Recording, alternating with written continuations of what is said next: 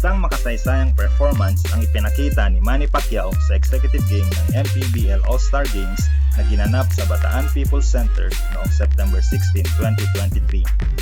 Bilang starter para sa South Division Executives, pinangunahan ni Manny Pacquiao ang kanyang koponan para manalo kontra sa South Executives sa score na 114-63.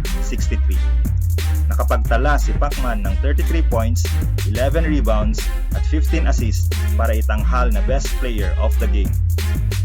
First quarter pa lang ay naging mainit na si Pacman at agad naman niyang pinakitaan ng kanyang shooting ang mga manonood, kabilang na ang mga jump shots at step back threes.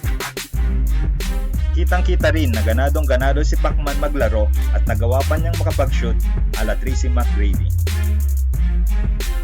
Ito ang pangalawang beses na tinanghal na MVP or Most Valuable Player ng MPBL Executive Games si Pacman.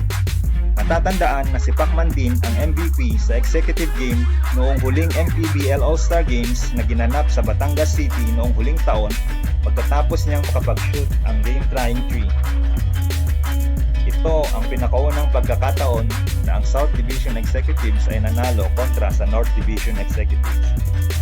Ang Executive Games ang unang bahagi ng All-Star Games.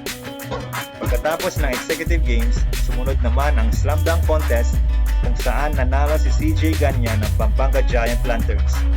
Sumunod naman ang 3-point shootout na napanalunan ni Orlan Wamar Jr. At ang panghuli ay ang main All-Star Game ng North at South Division All-Stars kung saan nanalo ang North Division All-Stars sa pangunguna ni Justin Baltasar. Maraming salamat sa panonood mga ka-MPBL at manatiling nakatutok sa ating page para sa madami pang MPBL updates.